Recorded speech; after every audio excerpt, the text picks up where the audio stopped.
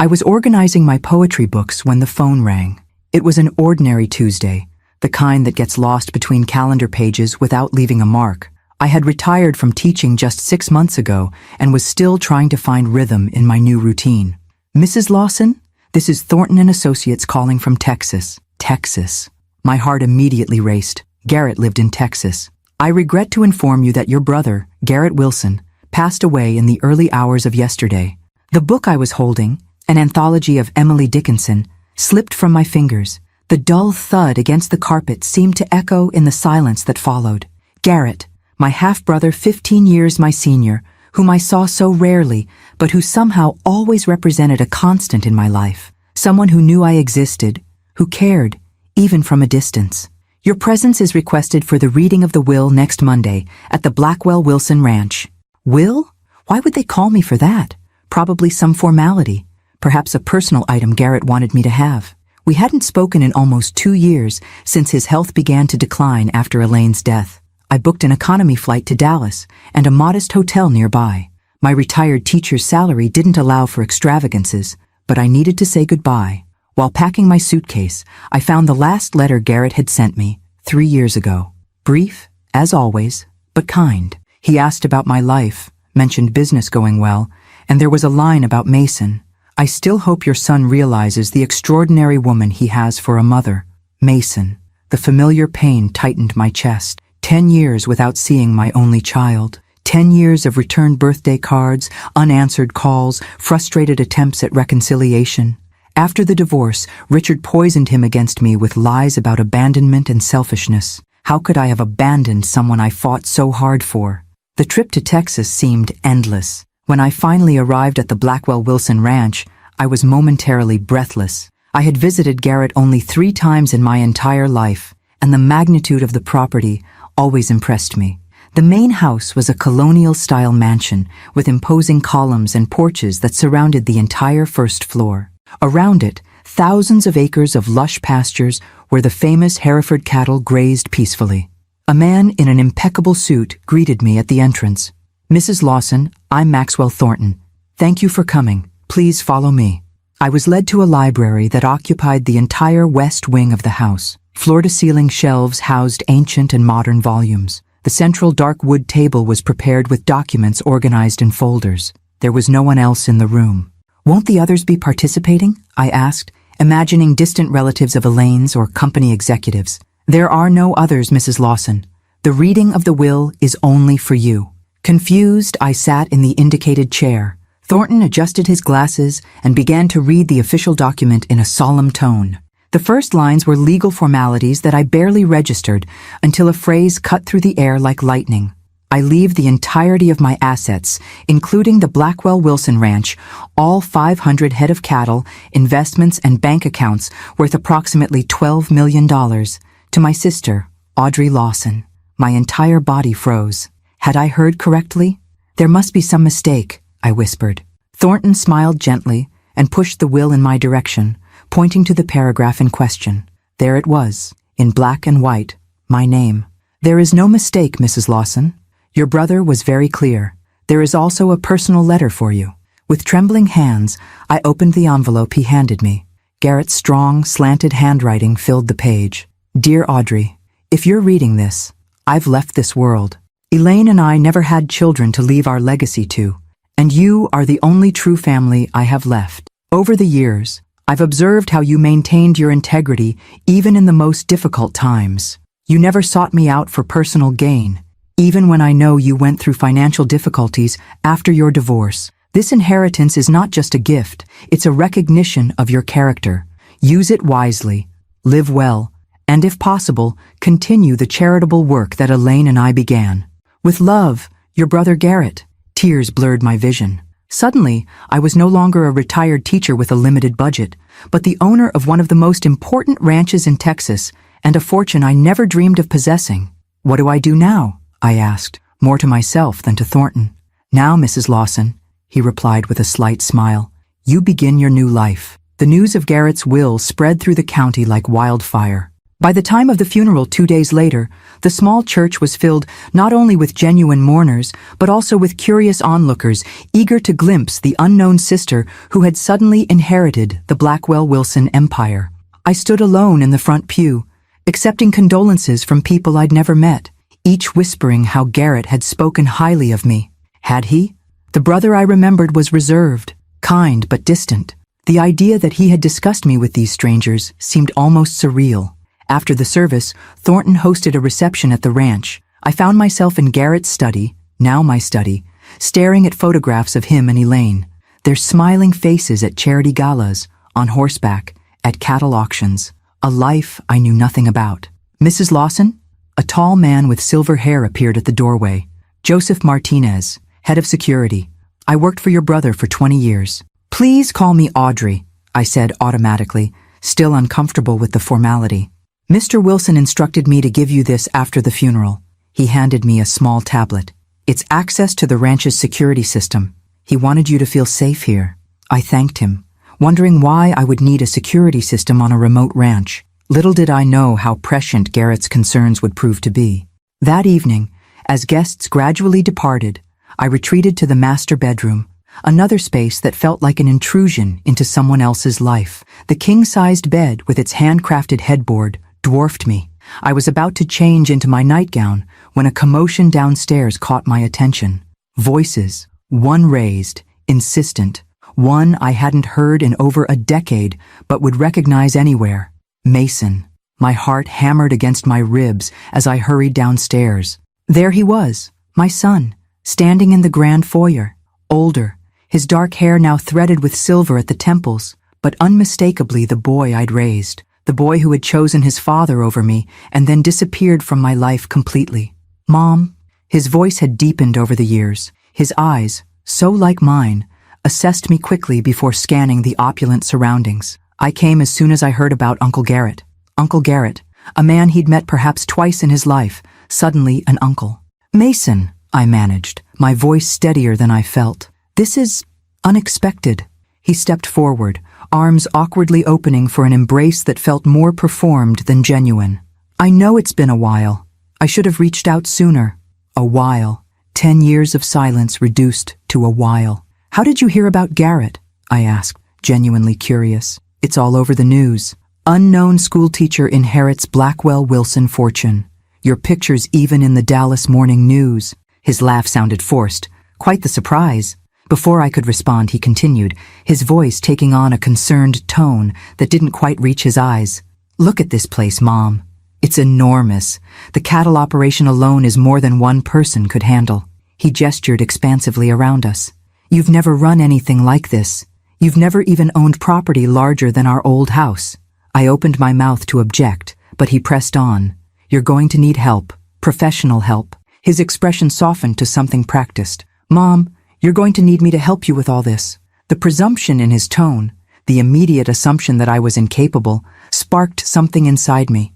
Before I could respond, he delivered his coup de grace. You won't be able to handle this all alone. Now you're going to need me to help you. The way he said it, not an offer but a declaration, as if I should be grateful for his sudden appearance after a decade of rejection, made my spine stiffen. That's very considerate, Mason, I began carefully. He was already talking over me, mentioning how he could take the burden off my hands and suggesting I might be more comfortable in a smaller place in town while he managed things here.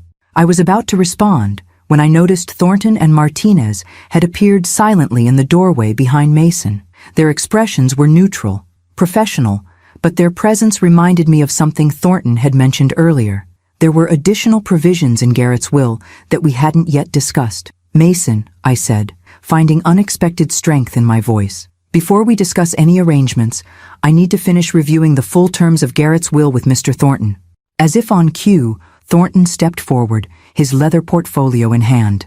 Mrs. Lawson is correct. There are several specific conditions in the will that require immediate attention. Mason turned, noticing the two men for the first time. And you are? Maxwell Thornton, Mr. Wilson's attorney. And this is Joseph Martinez, head of security. The word security caused a flicker in Mason's expression, something between surprise and wariness. Perhaps, Thornton continued smoothly. We should all sit down in the library and review these conditions together, since they directly address family involvement in the estate. As Mason took 2 instinctive steps backward, I realized this homecoming was about to take a turn neither of us had anticipated. The library felt smaller with the 4 of us inside. Mason sat across from me, his confidence visibly diminishing as Thornton methodically arranged documents on the polished table. Martinez stood by the door, his presence quietly authoritative. Mrs. Lawson, as we discussed earlier, you are the sole heir to your brother's estate, Thornton began, his voice measured. However, Mr. Wilson included several specific conditions that activate should any family members who have been absent suddenly express interest in the inheritance. Mason shifted uncomfortably. I couldn't help but notice how his eyes kept darting around the room, assessing everything with an appraiser's calculation. What kind of conditions? I asked, though part of me already suspected the answer. Thornton opened a sealed envelope and extracted several pages. First, Mrs. Lawson retains complete control over all assets. No property, funds, or business interests can be transferred to any family member, particularly those with whom she has had limited contact in recent years, without a minimum 2-year probationary period. The implication hung in the air. Mason's jaw tightened almost imperceptibly. During this period, Thornton continued, any family member wishing to participate in the management of the estate must demonstrate genuine commitment to both the business and to Mrs. Lawson's well-being, as determined solely by Mrs. Lawson herself. He paused, letting the words sink in. Furthermore, Mr. Wilson appointed 2 trusted managers who will report directly to Mrs. Lawson while she learns the business operations. They have been with the ranch for over 15 years and are explicitly instructed to prevent any hasty changes in management. Mason's face had paled slightly. These seem like unusual restrictions for a family inheritance. Mr. Wilson was unusually perceptive, Thornton replied without missing a beat. He believed strongly in protecting his sister's interests. Martinez cleared his throat softly. I should also mention that per Mr. Wilson's instructions, the entire property has been equipped with comprehensive security systems, including audio and video monitoring in all common areas. The implication was clear. Everything being said right now was being recorded.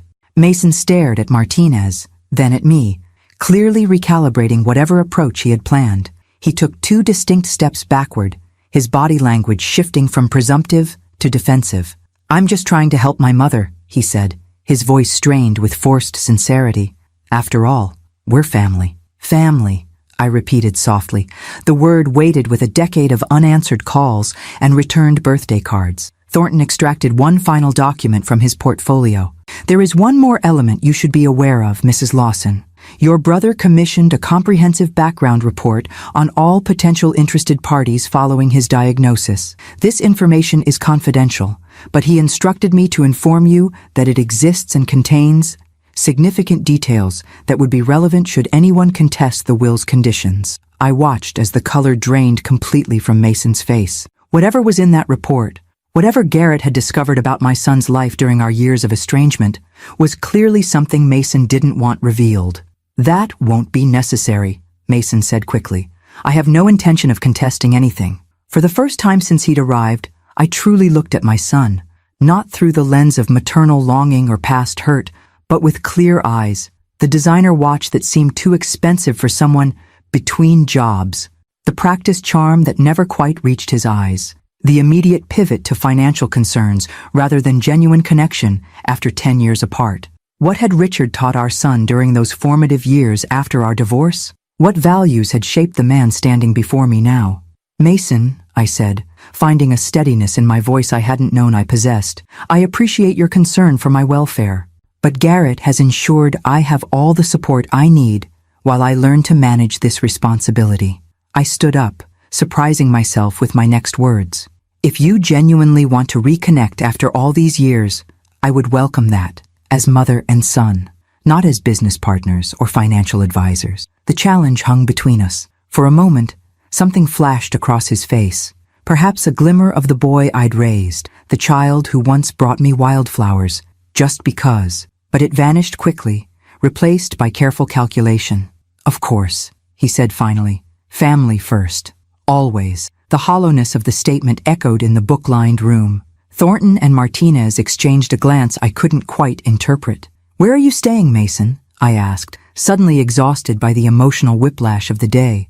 "I haven't arranged anything yet. I came straight from the airport." Of course he had. No hotel reservation, because he'd assumed he would simply move into the ranch house, into Garrett's empire, into my inheritance. "There's a guest house on the property," I offered, surprising myself with the suggestion.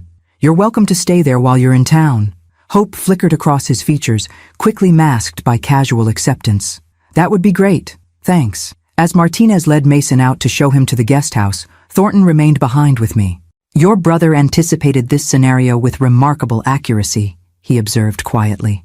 I sank back into my chair, the weight of the day finally catching up with me. "What was in that report he commissioned, Mr. Thornton?" The attorney hesitated. "Are you certain you want to know, Mrs. Lawson?" I thought about the son I'd raised, the years of separation, the man who had just tried to maneuver his way into controlling my inheritance within minutes of our reunion. Not tonight, I decided, but keep it close at hand. Something tells me I'll need it sooner rather than later. As I gazed out the window at the vast ranch that was now mine, I realized Garrett hadn't just left me a fortune. He'd given me something far more valuable, the power to define my relationships on my own terms for the first time in my life. Dawn broke over the ranch with a spectacular palette of oranges and pinks. I'd barely slept, my mind racing with too many revelations to process. Standing on the sprawling porch with a cup of coffee warming my hands, I watched as ranch hands moved efficiently between outbuildings, beginning their day's work. My day's work, my ranch, my responsibility. A truck approached, dust billowing behind it. An older woman with salt and pepper hair pulled into a practical braid stepped out, her weathered face breaking into a smile when she spotted me. "Mrs. Lawson, I'm Eleanor Winters, ranch manager. Thought I'd come introduce myself before the morning gets away from us." Her handshake was firm, her eyes direct. I liked her immediately. "Please, call me Audrey. I'm still adjusting to all this." "Understandable. Garrett spoke highly of you, though he kept pretty quiet about his plans." She gestured toward the expansive property. "I've been running operations here for 15 years. Whenever you're ready for the grand tour, just say the word." Before I could respond, the guest house door opened and Mason emerged. Even from a distance, I could see the calculation in his posture as he assessed Eleanor. "My son," I explained as he approached. "He arrived yesterday." Eleanor's expression remained neutral, but something knowing flickered in her eyes. "Mr. Wilson mentioned a nephew might appear." Of course he had. Garrett had anticipated everything. Mason joined us, charm turned to maximum as he introduced himself to Eleanor. I watched their interaction with new awareness, noting how he peppered her with questions about the ranch operations, cattle prices, and property values. Not once did he ask about Garrett himself, the man whose funeral had ostensibly brought him here. "I have extensive business experience," Mason was saying. "I'd be happy to review the ranch finances, give a fresh perspective." Eleanor's smile remained polite but cool. "The quarterly audit was just completed last month. Everything's in order, but thank you for the offer." After Eleanor excused herself to continue her morning rounds, Mason turned to me, his expression earnest. "Mom, I've been thinking about what you said last night, about reconnecting as family." Hope flickered briefly in my chest. Had my words reached him after all? "I realize I've been absent too long," he continued. "There's so much to catch up on. Maybe we could start with you showing me around? I'd love to understand what Uncle Garrett built here." It seemed like a reasonable request, a son wanting to understand his mother's new world, yet something in his too eager tone gave me pause. "I'd like that," I said carefully, though I'm still learning everything myself. As we walked the property, I shared what little I knew about the operations. Mason listened intently, occasionally suggesting improvements or modernizations that might maximize returns. Each suggestion subtly positioned him as a potential decision-maker, a natural successor to leadership. We approached a small, modern building set apart from the others. "Garrett's private office," I explained, recalling Martinez's brief property overview. Thornton mentioned he kept his most important documents here. Mason's interest visibly sharpened. "We should probably review those, make sure everything's in order." "Thornton and the ranch attorneys have already handled that," I replied, remembering the attorney's assurances that all legal matters were being thoroughly processed. "Still, as family, we should have our own understanding of things." Mason stepped toward the building, then frowned at the keypad lock on the door. "Do you have the code?" I shook my head. Martinez said he'd provide access once the initial legal review is complete. Frustration briefly clouded Mason's features before he masked it with a shrug. "No rush, we have time." Later that afternoon, I retreated to my study, to gather my thoughts. The enormity of my new situation was beginning to sink in. Not just the wealth and property, but the responsibility. Dozens of employees depended on the ranch for their livelihoods. The Blackwell-Wilson name carried weight in the community, supporting local businesses and charities. While searching for a notepad, I discovered a leather-bound journal in the desk drawer.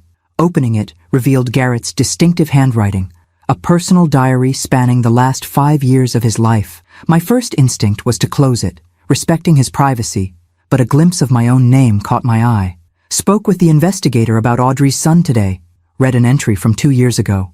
The report confirms my suspicions. 3 failed businesses, each ending with investors losing everything while he walked away unscathed. Currently involved in a property scheme targeting elderly homeowners in Florida.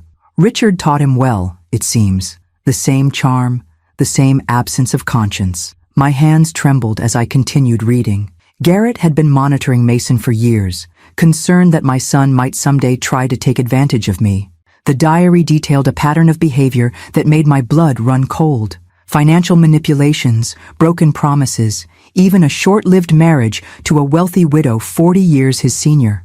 "Audrey deserves to know the truth," Garrett had written, "but revealing it would only cause her pain. Better to protect her with the will's conditions and hope she discovers his true nature herself. She's stronger than she knows." A soft noise at the doorway made me look up. Mason stood there, watching me with an unreadable expression. "Finding anything interesting?" he asked, his casual tone belied by the intensity of his gaze. I closed the journal, sliding it back into the drawer. "Just trying to understand Garrett's filing system." He stepped into the room, eyes scanning the space with that same assessing look I was beginning to recognize. "Mom, I've been thinking. This place is overwhelming for someone not used to wealth. Maybe you should consider selling and investing the proceeds. I know some excellent financial advisors in Miami." Miami, where, according to Garrett's journal, Mason had left a string of questionable business dealings. "I'm not considering selling," I said firmly. "Garrett and Elaine built this legacy, and I intend to honor it." Something hardened in Mason's expression. "That's the emotional decision, not a practical one. This place requires expertise to manage properly."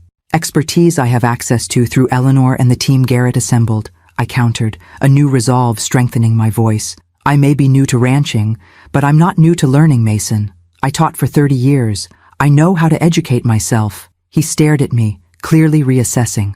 The mother he remembered, the one who had deferred to Richard's financial decisions, who had tried so desperately to maintain connection with her son that she'd accepted his increasingly cold treatment, was not the woman standing before him now. "Of course," he said finally, his charm sliding back into place. "I just want what's best for you." As he left, I remained seated, Garrett's journal a silent witness to the truth hidden beneath Mason's sudden concern. My brother had given me more than wealth. He had given me insight, and with it, the chance to finally see my son clearly, without the distorting lens of maternal hope. The question was, what would I do with this painful knowledge? A week passed, settling into an uneasy rhythm. Each morning, I met with different department managers, absorbing information about cattle operations, land management, and finances. Each afternoon, Mason found reasons to join these meetings, offering unsolicited suggestions that inevitably positioned him as an essential advisor to my inexperienced perspective. The southeastern pastures could be developed into luxury housing, he proposed during one such meeting. The property values would triple overnight. Eleanor had exchanged glances with Martinez across the conference table. "Those pastures contain protected wetlands, Mr. Lawson. Development would violate both state regulations and the conservation easement Mr. Wilson established." Mason had smiled tightly, just thinking outside the box. Outside the box indeed. I was beginning to see a pattern in his suggestions. Each would generate quick cash while dismantling the sustainable infrastructure Garrett and Elaine had built. On the 8th day, I found Eleanor in the barn, examining a newborn calf. "Healthy little heifer," she said, gently stroking the animal's copper coat. "Part of our breeding program. Garrett was particularly proud of these bloodlines. I watched the calf nuzzle its mother, finding unexpected peace in the simple interaction. Eleanor, may I ask you something personal? Shoot. What was my brother really like? As a boss? As a person? Eleanor straightened, considering her answer carefully. Fair. Demanded excellence but recognized hard work. After Elaine's diagnosis, he became more focused on legacy, not just the business success, but what they were leaving behind. She gestured around us. This ranch employs 67 people full-time, supports their families. The Blackwell Wilson Foundation funds the county hospital, scholarships for local kids, the food bank. My throat tightened with unexpected emotion. I knew so little about his life. He knew about yours, though, Eleanor said quietly. Kept tabs, especially after your divorce. Worried about you. And about Mason, I added, thinking of the journal entries. Eleanor's expression confirmed my suspicion. Mr. Wilson was concerned about certain influences in your son's life. Before I could press further, my phone chimed with a text from Thornton. Need to speak with you privately. Coming to the ranch at 3 p.m.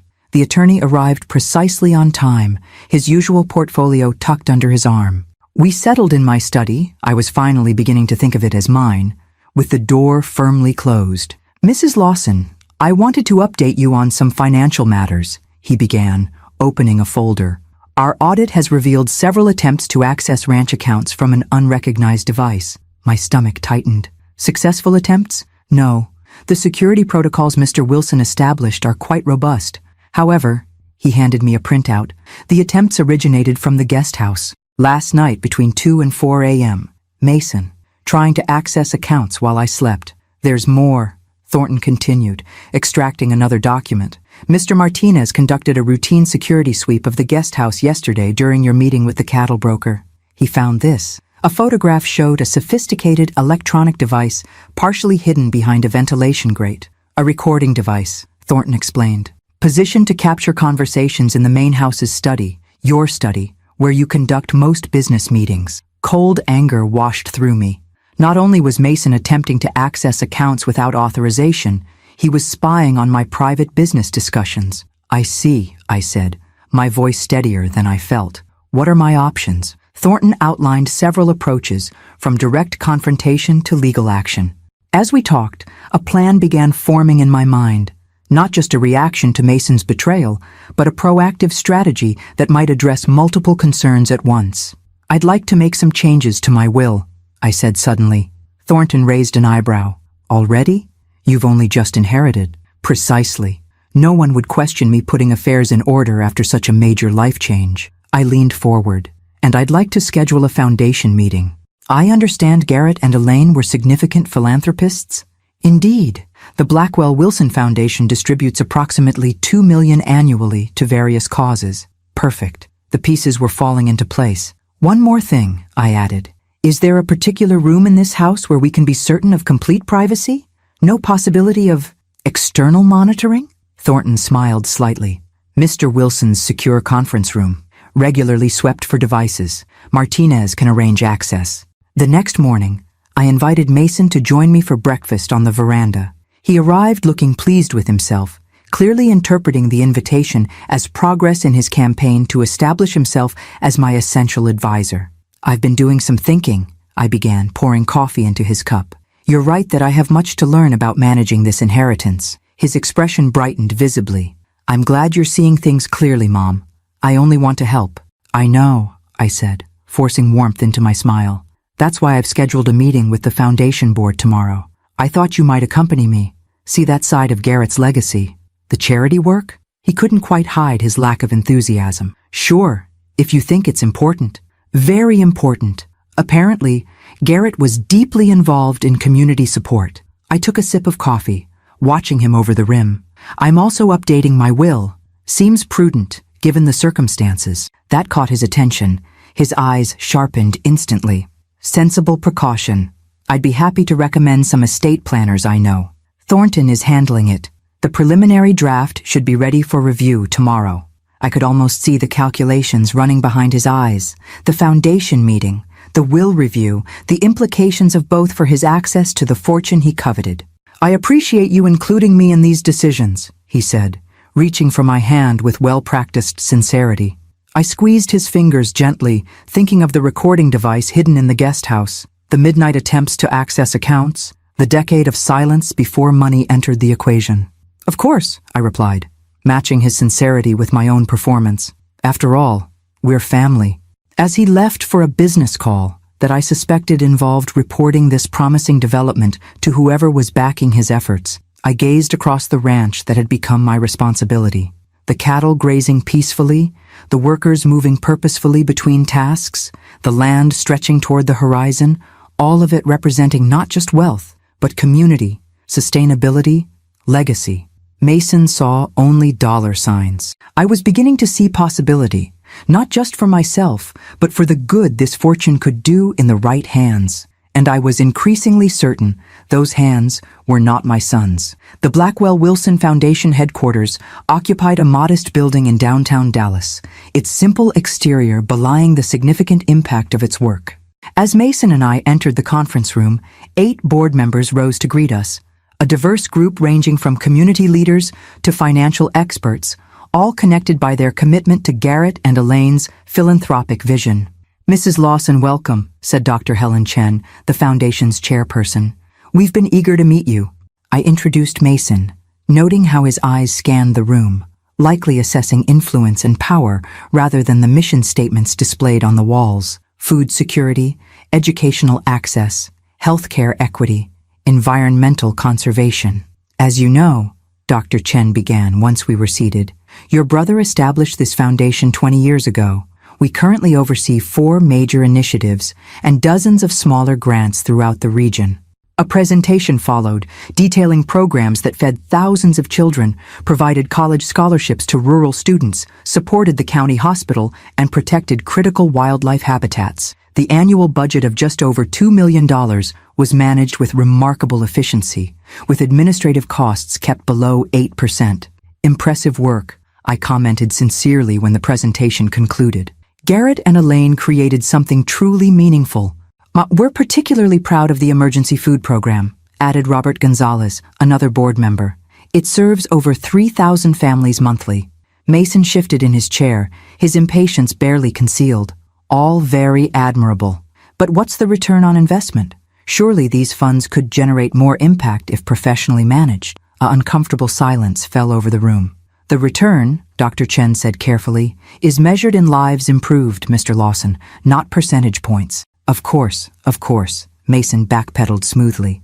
"I simply meant we could potentially help even more people with optimal financial strategies." I watched this exchange with growing clarity. The foundation's work, feeding hungry children, supporting education, protecting the environment, held no intrinsic value to Mason. He saw only resources that could be redirected, optimized, controlled. "Actually," I said, "I've been considering increasing the foundation's annual budget." Mason's head snapped toward me. The board members straightened in their chairs. "Garrett and Elaine were clearly passionate about this work," I continued.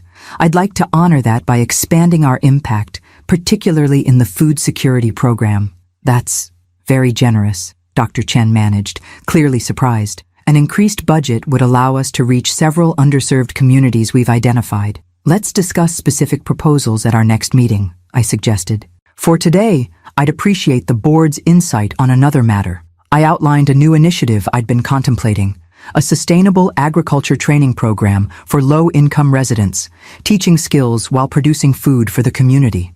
The idea had formed during my conversations with Eleanor about the ranch's farming operations, combining education with practical impact. The board's enthusiasm was immediate and genuine.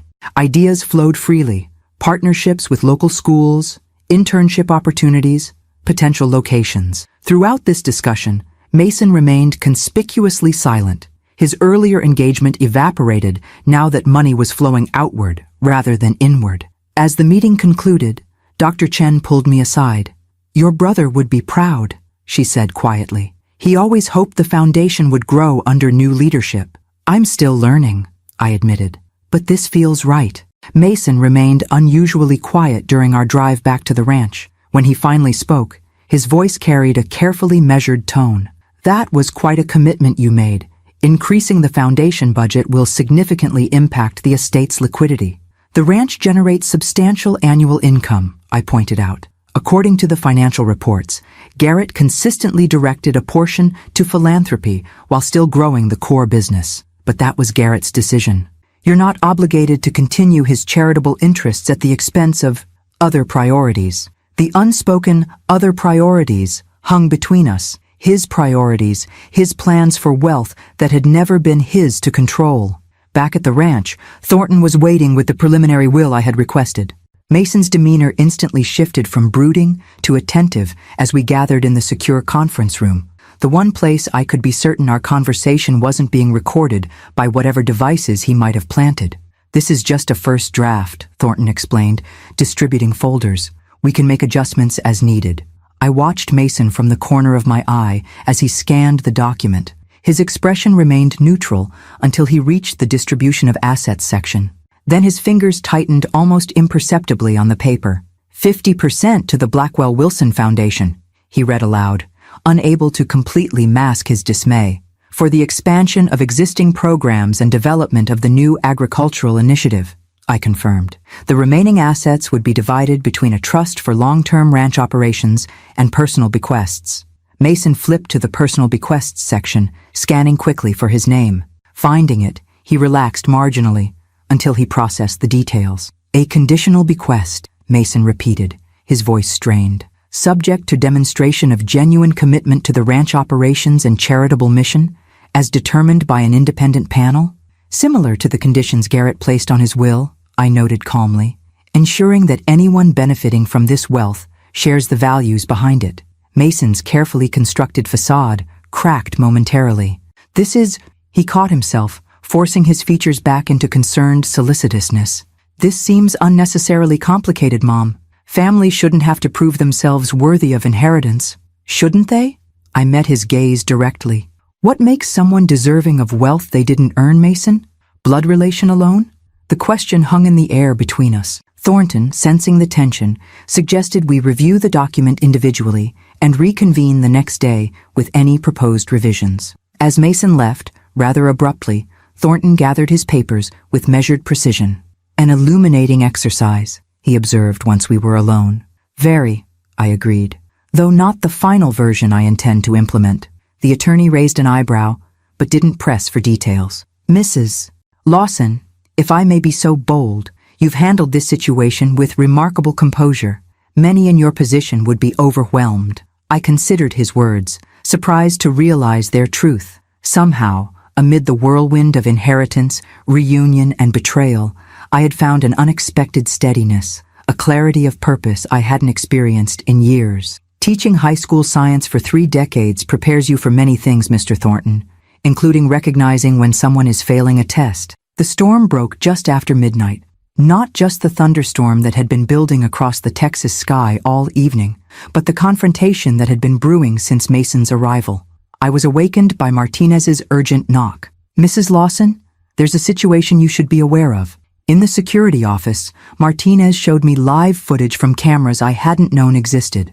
Mason, clearly intoxicated, was attempting to access Garrett's private office. The keypad lock repeatedly flashed red as he tried various combinations. Should I intervene? Martinez asked.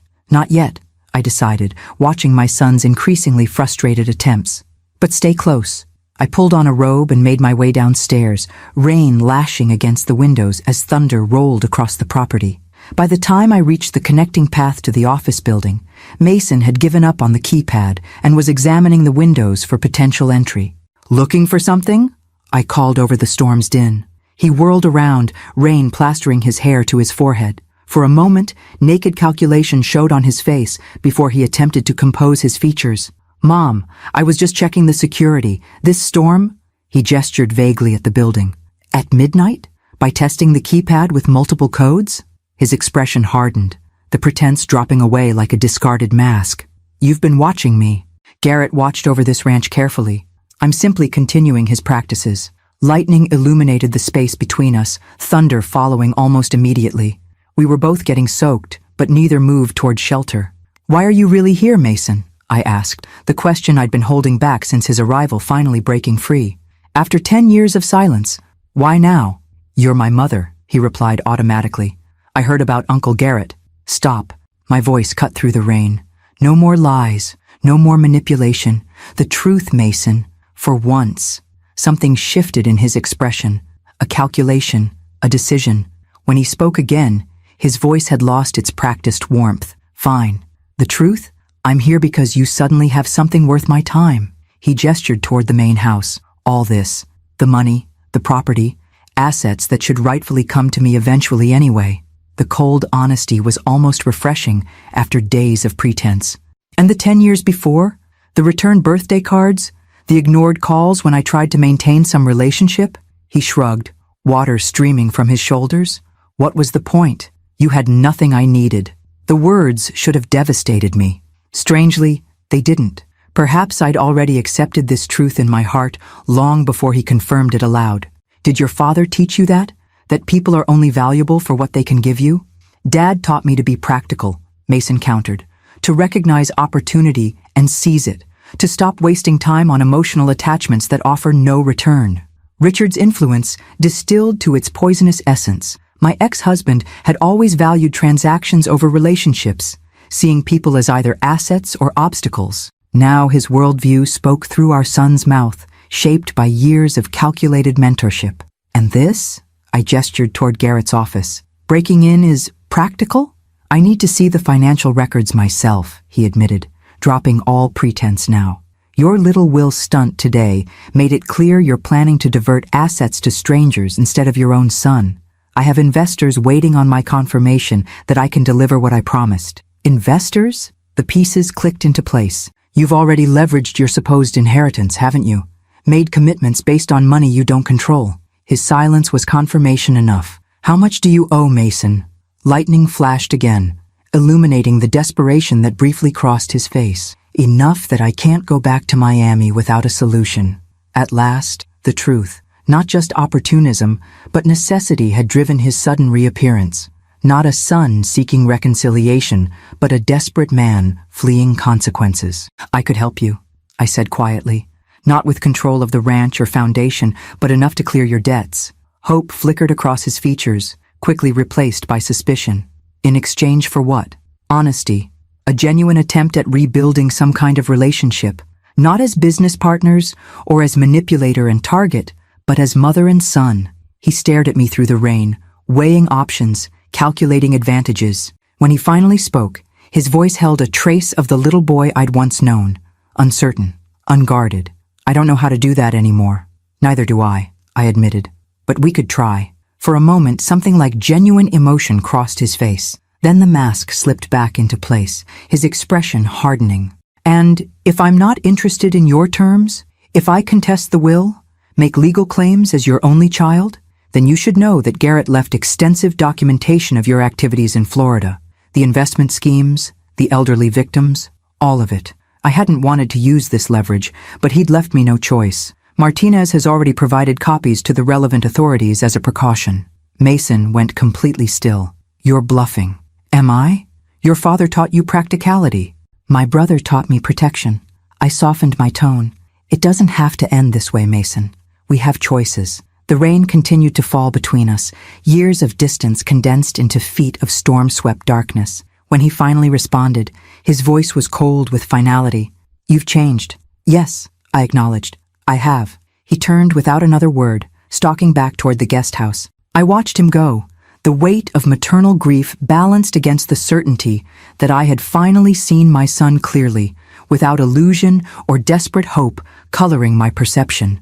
Martinez materialized from the shadows. Are you all right, Mrs. Lawson? No, I admitted, but I will be. In the morning, the guest house was empty. Mason had left some time before dawn, taking only what he had brought with him. No note, no goodbye, just absence, the state that had defined our relationship for a decade. Thornton called mid-afternoon. Airport security confirms he boarded a flight to Miami. Do you want us to monitor his movements further? No, I decided. He's made his choice. As I hung up, I found myself standing before the portrait of Garrett and Elaine that hung in the main hallway. Their expressions were serious but kind, their hands clasped together in quiet solidarity. I understand now, I told their painted faces, why you left everything to me, not just because I was family, but because you knew I would protect what matters. Outside, the ranch continued its rhythms, cattle being moved between pastures, equipment being repaired, life flowing onward. My life now, with all its unexpected responsibilities and possibilities. The son who had returned for wealth had departed when faced with the cost of genuine connection. The pain of that reality would linger, but it no longer defined me. Instead, I found myself looking forward, considering not what I had lost, but what I might build with the legacy I'd been entrusted. A legacy that extended far beyond bank accounts and property deeds to the lives touched by the foundation, the community supported by the ranch, the potential for good that wealth properly managed could achieve. I picked up the phone and dialed Dr. Chen's number. About that agricultural training program we discussed, I began. I'd like to move forward immediately. The first step of many in a journey I never expected, but was increasingly ready to embrace. 3 months passed with the relentless rhythm of ranch life marking time. Cattle rotations, equipment maintenance, endless paperwork that somehow translated into the thriving operation around me. I had traded my small apartment in Kansas for this sprawling property, my quiet retirement for days filled with decisions and learning. The strangest part was how natural it had begun to feel. The North Pasture irrigation system needs upgrading, Eleanor informed me during our morning meeting. The estimate came in at $85,000. 3 months ago, such a sum would have seemed astronomical. Now I simply nodded, reviewing the proposal with newly trained eyes. The water conservation features justify the cost. Let's proceed. Eleanor smiled approvingly. Garrett would have made the same call. Such comparisons no longer intimidated me. I was not trying to be Garrett, could never be Garrett, but I was growing into the responsibility he had entrusted to me, finding my own approach while honoring the foundation he had built. After approving the irrigation project, I turned my attention to the day's main event. The Blackwell-Wilson Agricultural Training Center was having its official groundbreaking ceremony, the first major initiative I had spearheaded as foundation chair. The 5-acre property on the ranch's eastern edge had been transformed from unused land into the beginnings of a teaching facility. Phase 1 included classrooms, demonstration gardens, and a small processing facility where participants would learn to grow, harvest, and prepare nutritious food while gaining marketable skills. As I drove to the site, I thought about the journey of the past 3 months. Mason's departure had left a wound, one that might never fully heal, but also a clarity that had propelled me forward. Without the distraction of his manipulations, I had immersed myself in understanding both the business and philanthropic aspects of my inheritance. The ceremony site was already busy when I arrived. Foundation board members, local officials, media representatives, and most importantly, the first cohort of program participants. 20 people ranging from teenagers to seniors, all from underserved communities, all eager for the opportunity this program represented. Dr. Chen greeted me warmly. "Ready for your first official foundation speech?" "As ready as I'll ever be," I admitted, reviewing my notes one final time. When the time came, I approached the podium with unexpected steadiness. The faces before me, expectant, hopeful, curious, reminded me of my classroom days. This was just another form of teaching, another way to create opportunity. "Thank you all for coming today," I began. When my brother Garrett left me this responsibility, I had no idea what to do with it. I was a retired school teacher suddenly in charge of a ranching empire and a significant foundation. To say I was overwhelmed would be an understatement. A knowing chuckle rippled through the audience. But as I learned about the work Garrett and Elaine had done, not just building wealth, but using it to strengthen this community, I began to understand the true value of this inheritance. Not the dollars in accounts or acres of land, but the potential to create meaningful change. I gestured toward the training center site, where construction equipment stood ready. This center represents that potential. By combining education with practical skills and food production, we address multiple needs simultaneously.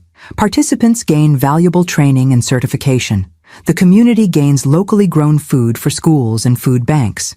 And together, we build a more resilient local economy. The speech continued, outlining the program specifics and acknowledging the many partners who had helped bring the vision to reality. As I spoke, I noticed a figure at the back of the gathering, a man in a police uniform watching intently. Something about him seemed vaguely familiar, though I couldn't place why. After the ceremonial turning of dirt with golden shovels, I mingled with guests, answering questions about the program and the Foundation's future plans. The uniformed man approached eventually, removing his hat as he drew near. "Mrs. Lawson? Sheriff Michael Dawson. We haven't formally met, but I worked with your brother on several community initiatives." Up close, I realized why he had seemed familiar. Something in his bearing reminded me of Garrett, that same quiet authority. "Sheriff Dawson, thank you for coming today." "Impressive project," he said, gesturing toward the construction site. "Though I'm not surprised. Garrett always spoke highly of you, said you had a teacher's heart for seeing potential where others missed it." The comment caught me off guard. He said that, even though we saw each other so rarely? Distance doesn't always mean disconnect, Mrs. Lawson. He kept tabs on your teaching awards, your students' success stories, quite proud of his little sister, though he wasn't one to show sentiment openly.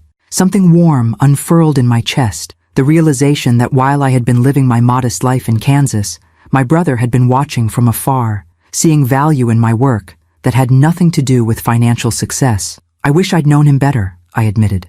"You're continuing his legacy in your own way," the sheriff observed. "That's a form of knowing."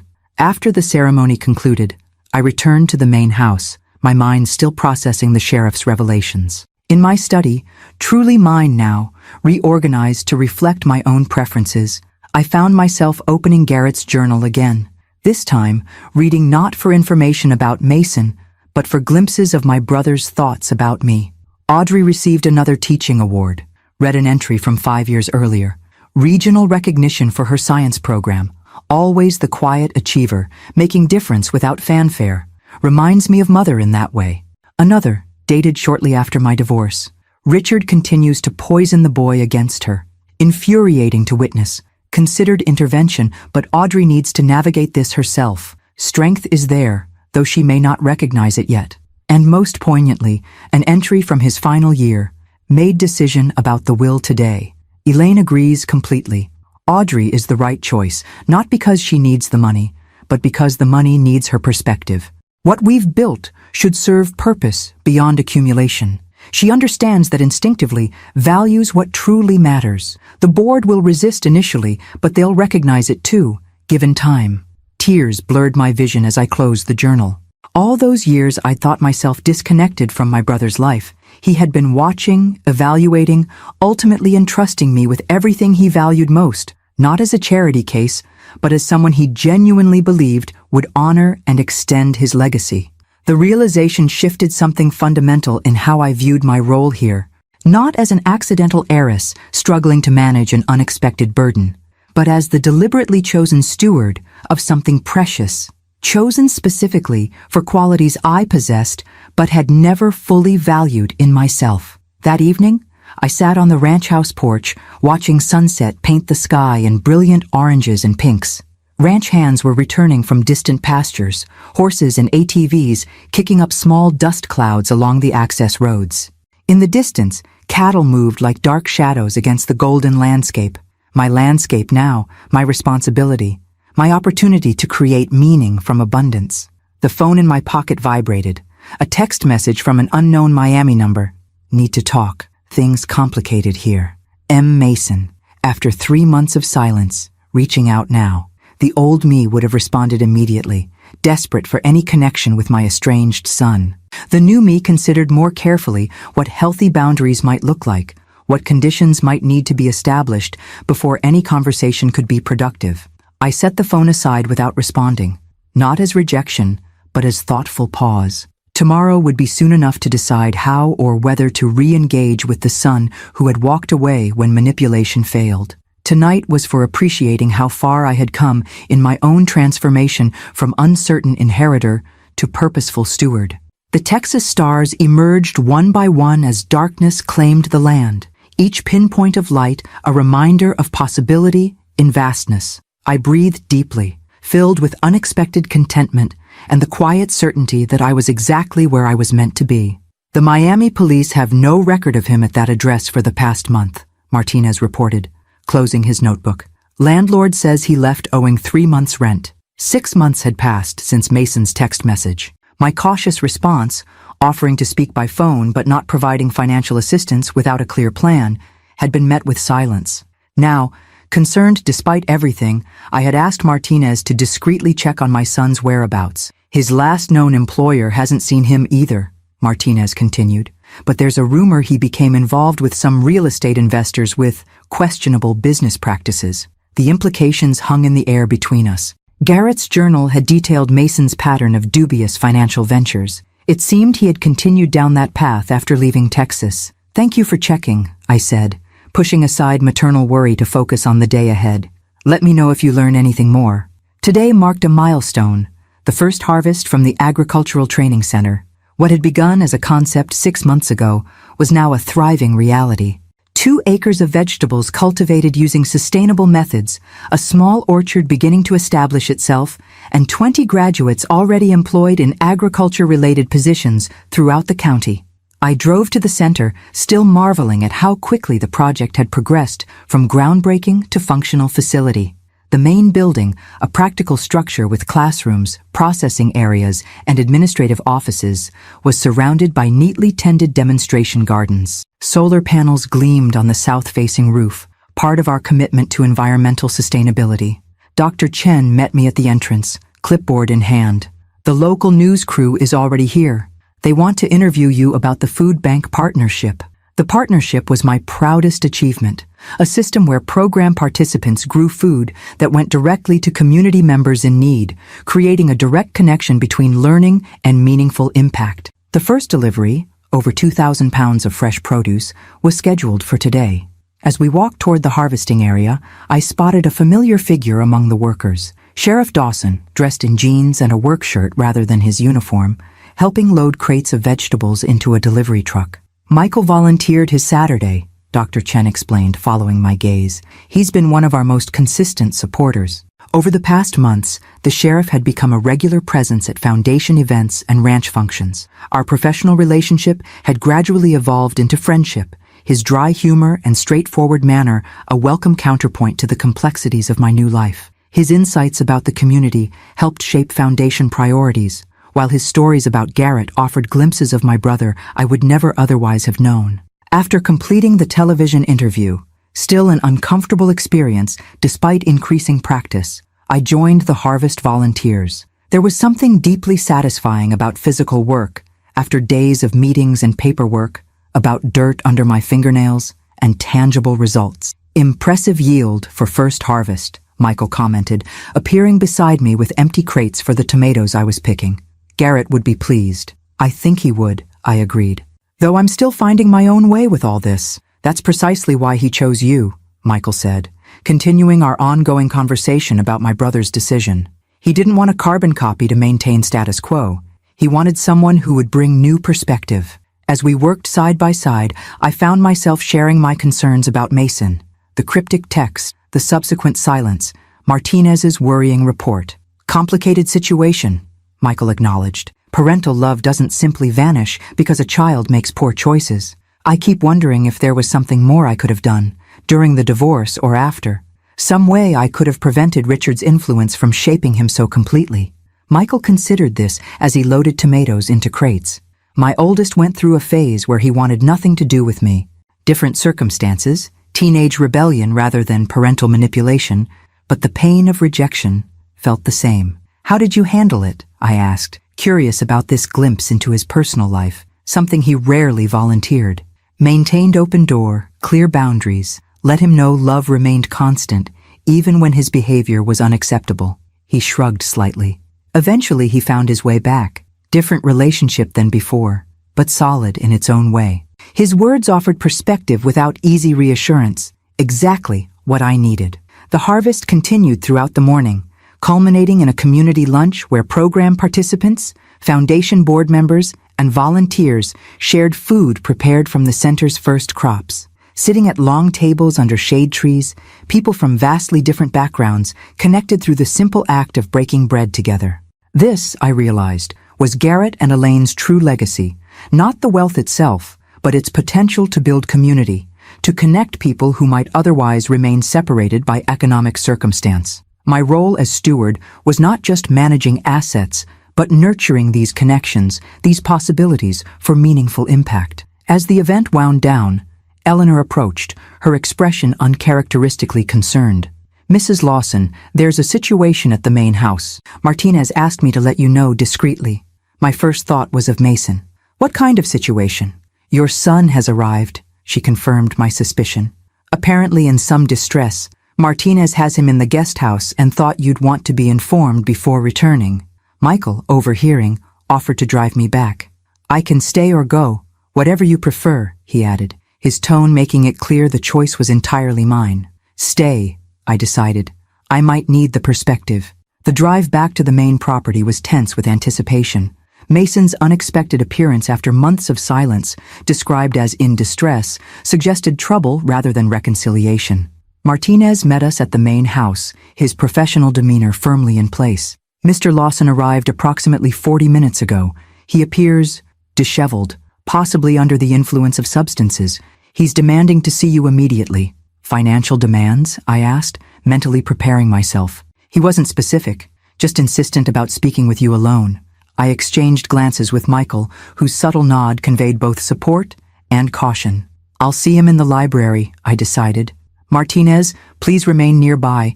Sheriff Dawson will accompany me initially." The man waiting in the library barely resembled the confident manipulator who had arrived 9 months earlier. Mason's expensive clothes had been replaced by wrinkled khakis and a stained polo shirt. His hair was unkempt, his face gaunt with dark circles shadowing bloodshot eyes. "Mom," his voice cracked slightly on the word. "Finally." "Mason." I kept my tone neutral, assessing. "This is Sheriff Dawson, a friend of the family." Mason's gaze darted to Michael, then back to me, calculation visible even through his apparent distress. "I need to speak with you, privately." "Sheriff Dawson will stay for now," I replied firmly. "What brings you back to Texas?" A series of emotions crossed Mason's face: frustration at the thwarted private conversation, desperation, then resignation.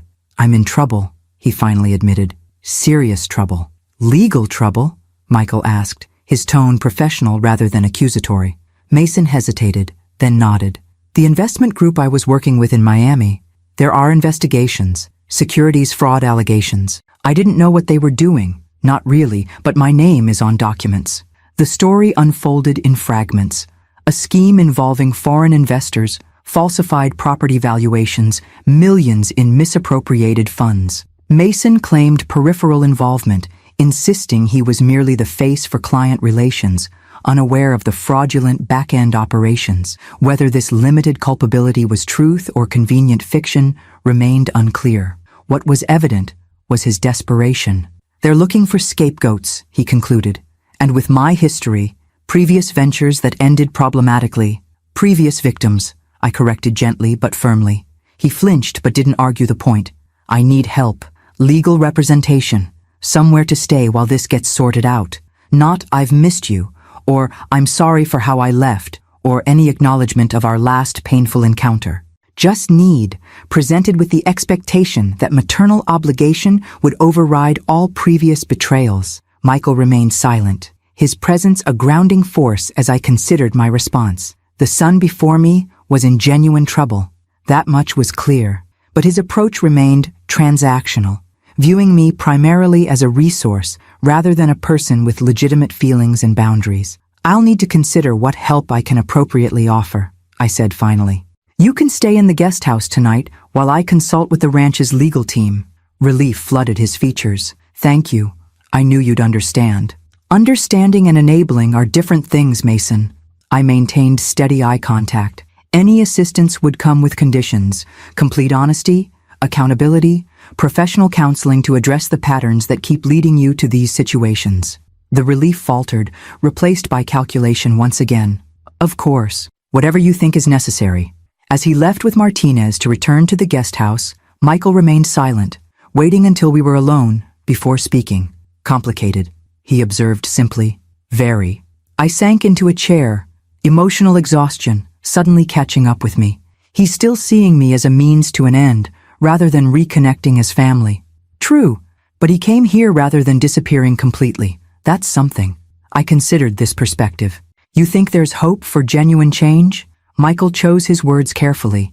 I think people can change when properly motivated. Whether his motivation extends beyond immediate self-preservation remains to be seen. His measured assessment reflected my own uncertainties. The mother in me wanted to believe in redemption, in the possibility that this crisis might finally break through the patterns Richard had instilled. The wiser woman I was becoming recognized that true change required more than desperation. It required genuine willingness to do difficult internal work. "What would you do?" I asked, valuing his perspective. "Offer help with accountability attached, clear boundaries, professional support." He smiled slightly. "Essentially what you already proposed." The confirmation of my instincts was reassuring. 9 months ago, I might have simply opened my arms and checkbook without conditions, desperate to reclaim any relationship with my son. Now I recognize that such unconditional rescue would only perpetuate the patterns that had brought him to this point. "I want to help him," I acknowledged, "but not at the expense of enabling further harm, to himself or others." "That balance," Michael said quietly, "is the most profound expression of parental love there is." As evening settled over the ranch, I watched from my study window as lights came on in the guest house. My son was once again under my roof, our relationship still fraught with complications, but now existing in a new context, one where I approached our connection from a position of strength and clarity rather than desperate hope. Whatever came next would be challenging. But for the first time, I felt equal to that challenge, grounded in the person I had become rather than defined by the pain of what had been lost. 1 year, Eleanor marveled, glancing around the transformed ranch office. "Hard to believe you've only been here a year." Exactly 12 months had passed since that surreal day in Thornton's office when I'd learned of my inheritance. The anniversary had prompted reflection on the journey, from overwhelmed newcomer to confident steward, from someone defined by loss to a woman creating meaningful impact. "Sometimes it feels like I've always been here," I admitted. "Other times, like I'm still finding my footing." "You've done more in 12 months than most would accomplish in 5 years, Eleanor countered. "The training center, the expanded foundation programs, the new breeding initiative." She wasn't wrong.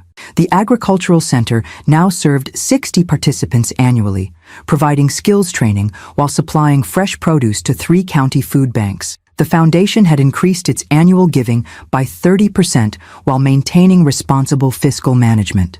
The ranch itself continued to thrive under the balanced approach I developed with Eleanor's guidance, honoring tradition while embracing sustainable innovations. But the most significant changes weren't visible on spreadsheets or annual reports. They lived in the growing confidence with which I made decisions, the relationships I'd built within the community, the sense of purpose that infused each day with meaning, and, perhaps most surprisingly, in the cautious rebuilding of connection with my son. Mason's return had indeed marked a turning point, though not the immediate reconciliation either of us might have imagined. The legal troubles he faced were substantial, serious enough that even Thornton's considerable expertise required supplementation from specialists in securities law. I had offered conditional support, legal representation paid through a special trust rather than direct funds, temporary housing in the guest house, and mandatory participation in both financial counseling and psychological therapy to address the patterns that had led to his current situation. Initially, Mason had balked at these requirements, especially the therapy component, but faced with limited alternatives and mounting legal pressure, he had reluctantly agreed. 3 months into this arrangement, something unexpected had begun to emerge, moments of genuine connection amidst the complexity, glimpses of the son I remembered beneath layers of his father's influence. "Mr. Thompson is here for the quarterly review," Martinez announced from the doorway, interrupting my reflection.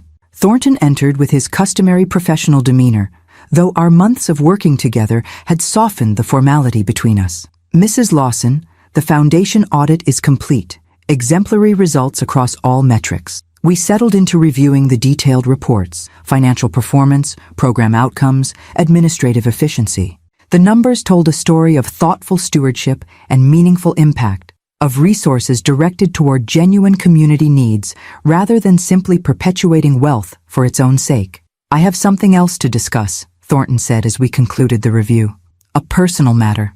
Mr. Wilson, your brother, left instructions that I should give you this after your first year managing the estate." He placed a sealed envelope on the desk between us. My name was written in Garrett's distinctive handwriting. "I'll leave you to read it privately," Thornton offered, rising. No, please stay, I requested, suddenly wanting a witness to this final communication from my brother. With careful fingers, I broke the seal and unfolded the single page within. Dear Audrey, if you're reading this, you've successfully navigated your first year as steward of what Elaine and I built together. I never doubted you would rise to the challenge, though I imagine you had plenty of doubts yourself. When we were children, you always showed a quiet strength our mother called steel and silk, gentle in approach, but unbreakable at the core. Life's challenges may have caused you to forget that strength, but I never did. I chose you as my heir, not despite your teaching background, but because of it. You understand that true wealth isn't measured in bank accounts, but in lives improved, potential realized, community strengthened. The money and property are simply tools toward those greater purposes. By now, you've likely faced challenges I anticipated. Your son's reaction to your inheritance, perhaps, and many I couldn't foresee. The fact that you're reading this letter means you've navigated them with the integrity and wisdom I always knew you possessed. The ranch, the foundation, the business, they're truly yours now, to shape according to your vision. My legacy isn't what I built, but what you'll do with it. With pride and love, your brother. Garrett. Tears blurred my vision as I set the letter down. Even now, a year after his death, Garrett had found a way to offer both validation and challenge, acknowledging the journey while encouraging the path forward. He had remarkable foresight, Thornton observed quietly. Yes, I agreed, thinking of how accurately Garrett had predicted Mason's reaction, the community's initial skepticism, my own growth into the role he'd chosen for me. I wish I'd known him better in life. In many ways, you've come to know him through his legacy, Thornton suggested, and he knew you well enough to entrust you with everything that mattered to him. The truth of this observation settled around me like a comfortable shawl. Through managing the ranch, expanding the foundation, and connecting with those who had known him, I had indeed developed a deeper understanding of my brother than our limited interactions in life had allowed. Later that afternoon, I drove to the training center where the spring graduation ceremony was underway. 60 participants, ranging from teenagers to seniors, all from backgrounds where opportunity had been limited, were receiving certificates in sustainable agriculture practices, food processing, and business management. From the back of the gathering, I watched as Dr. Chen called each name, as graduates crossed the modest stage with pride emanating from their postures. These were not just students completing a program, but individuals whose life trajectories had been meaningfully altered. Quite a sight, isn't it? Michael's voice came from beside me as he joined me in observing the ceremony. Our friendship had deepened over the months, gradually evolving into something neither of us had rushed to define, but both increasingly valued. Worth every dollar invested, I agreed, and then some. He nodded toward a young woman receiving her certificate. Maria there was facing potential jail time for minor offenses before the court approved this program as an alternative. Now she's been hired by the county extension office. Complete turnaround. Second chances. Transformation. Potential recognized and nurtured. These themes had come to define not just the foundation's work, but my personal journey as well. After the ceremony, I mingled with graduates and their families, listening to stories of challenge and triumph. Several mentioned plans to establish community gardens in neighborhoods previously classified as food deserts, extending the program's impact far beyond individual participants. As the gathering dispersed, I noticed a familiar figure standing somewhat awkwardly at the edge of the property. Mason, observing from a distance. His appearance had improved significantly over the months of structured support. Clean-shaven, properly dressed, clear-eyed. External reflections of the internal work he was slowly, sometimes reluctantly, undertaking. I approached him, curious about his unexpected presence at the foundation event. I didn't know you were coming today. My therapist suggested I should see what you're actually doing with all this, he admitted, gesturing toward the facility, beyond the spreadsheets and reports. And? I prompted, when he fell silent. He looked uncomfortable, struggling visibly with whatever he wanted to express. It's not what I expected, he finally admitted. When I first came here, I saw the money, the property, the potential for personal gain. I didn't see this. His gesture encompassed the graduates still chatting in small groups, the productive gardens stretching beyond the main facility, the tangible sense of community and purpose that permeated the space. Dad always taught me that wealth was about accumulation and status, Mason continued, his voice quieter now. About having more than others, controlling more than others. I never considered it could be about creating something that helps people become more self-sufficient. The mention of Richard's teachings, spoken now with critical awareness rather than reverent repetition, suggested the therapy might be having more impact than I'd realized. That's what Garrett and Elaine understood, I said carefully. That wealth without purpose becomes a burden rather than a blessing. Mason nodded slowly, his expression thoughtful in a way I hadn't seen since he was a curious child, before Richard's influence had narrowed his perspective to transaction and manipulation. My legal situation is improving, he offered, changing the subject slightly. The evidence shows I wasn't involved in the planning stages of the fraud, just the execution. The prosecutor is considering a reduced charge in exchange for testimony against the primary organizers. That's positive news, I acknowledged, genuinely relieved for him despite the complicated history between us. I'll still face consequences, he continued, a new accountability evident in his tone. Probably some kind of probation, financial penalties, restrictions on future business activities, but not prison. The relief in his voice was palpable. For all his bravado during his first visit to the ranch, Mason had been genuinely terrified of incarceration, a fear that had ultimately driven him to accept the therapy and accountability measures I'd required. What will you do afterward? I asked, curious about whether he was developing any forward vision beyond crisis management. He hesitated, seeming almost embarrassed. Actually, I've been talking with the Foundation's financial literacy coordinator. They need people who understand banking and investment structures to develop educational programs for low-income communities, using my knowledge to help people avoid predatory schemes instead of creating them. The irony wasn't lost on either of us. The skills he had previously used for exploitation potentially redirected toward protection and education. Whether this represented genuine transformation or merely pragmatic adaptation remained to be seen, but it was movement in a direction I wouldn't have predicted a year ago. It would be a probationary position, he added quickly. Supervised, no access to foundation funds, just a chance to do something constructive while I figure out what comes next. The request hidden within this explanation hung between us. His first approach to involvement that acknowledged his limitations and accepted appropriate boundaries, not demanding control or resources, but offering to contribute within carefully defined parameters. I'll speak with Dr. Chen about the possibility, I said, neither promising nor dismissing the idea. The Foundation has strict hiring protocols. I understand, he nodded, accepting this measured response without the frustration or manipulation tactics he might have employed months earlier. Thank you for considering it. As we walked together toward the parking area, Mason glanced at me sideways. That sheriff seems to be around a lot. The observation carried no judgment, just careful curiosity. My relationship with Michael had evolved gradually from professional connection to friendship to something more personal, though we had both moved at a deliberate pace, respecting the significant life transitions each of us was navigating. Michael has been a good friend, I replied simply. He knew Garrett well, helps me understand the community better. Mason nodded, seeming to accept this explanation without pressing for details, another small sign of growing respect for boundaries. As we reached our separate vehicles, he paused awkwardly. Mom, I know sorry doesn't begin to cover everything, but I am sorry for disappearing after the divorce, for showing up just for the money, for trying to manipulate you.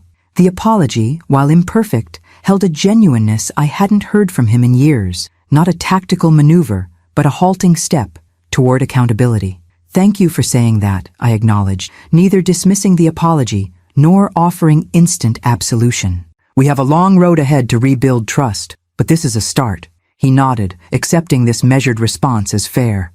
See you at the ranch later? Yes, Eleanor's team is grilling for the staff tonight. You're welcome to join. As I watched him drive away, I reflected on the parallel journeys we were both undertaking.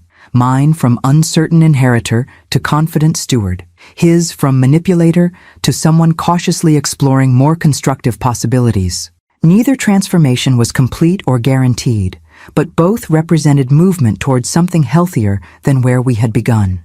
The evening gathering at the ranch house brought together the disparate threads of my new life. Eleanor and the ranch management team, Martinez and the security staff, Dr. Chen and several foundation board members, Michael arriving after his shift ended, and Mason tentatively navigating this community where his previous assumptions about wealth and power held no currency. As twilight settled over the property, I found myself on the main porch with Michael, watching fireflies begin their evening dance over the expansive lawn. "Quite a year," he observed, his shoulder companionably touching mine as we leaned against the railing. "Sometimes, I still expect to wake up back in my Kansas apartment, discover this was all an elaborate dream." He smiled at this. "And if you did, wake up and find yourself back there?" I considered the question carefully. I'd miss this place, the work, the purpose, but I'd know now what I didn't fully understand then, that my value was never tied to my circumstances or bank account, that I had strength within me all along, just waiting for the right challenge to emerge. "That's what Garrett saw in you," Michael noted. "What those of us who've come to know you see clearly now." His hand found mine on the railing, a gesture both casual and significant. We had been moving slowly towards something more than friendship, neither of us rushing a connection that felt increasingly important to get right. From inside came the sounds of conversation and laughter, Mason's voice unexpectedly rising above others as he apparently shared some story that elicited genuine amusement rather than calculated response. A small victory, perhaps, but meaningful in context. "I received a letter from Garrett today," I said, explaining the anniversary message Thornton had delivered. "He wrote that his legacy isn't what he built, but what I'll do with it." "Wise man, your brother." "I'm beginning to understand just how wise," I agreed. "He gave me not just resources, but the opportunity to discover capacities within myself I might never have recognized otherwise." The ranch stretched before us, cattle moving like shadows in the distant pastures as night settled over the land. My land now, not just legally, but in the deeper sense of connection and responsibility. Not a burden to be managed, but a legacy to be honored through thoughtful stewardship. 1 year ago, I had been a retired school teacher with modest savings and a painfully estranged relationship with my only child. Today, I stood as the owner of one of Texas's significant cattle operations, the chairperson of a foundation making meaningful community impact, and a woman discovering new dimensions of strength, purpose, and even possibility for connection, both with my slowly recovering son and with the thoughtful man beside me. The transformation wasn't complete. Such journeys never truly are. Mason's path toward healthier patterns remained uncertain, requiring ongoing accountability and support. My own growth as a leader and steward continued to evolve with each new challenge and opportunity. The Foundation's work addressing community needs would always face more demand than resources could fulfill. But standing on the porch of what was now undeniably my home, watching fireflies illuminate the gathering darkness with their transient, hopeful light, I felt a profound sense of rightness, of being exactly where I was meant to be, doing exactly what I was meant to do. Garrett's final gift hadn't been the cattle or money or property, substantial though they were. It had been the opportunity to discover that I had always possessed the capacity to create meaningful impact, to stand firmly in my own authority, to balance compassion with appropriate boundaries. The wealth was simply the tool. The true inheritance was the chance to become fully myself. As the Texas night deepened around us, stars emerging in constellations I was finally learning to name, I silently thanked my brother for seeing in me what I hadn't yet recognized in myself, and for creating the circumstances where that recognition could finally emerge. "Ready to go back inside?" Michael asked after comfortable silence had stretched between us. "Yes," I decided, turning toward the warm light spilling from the house windows. "I'm ready."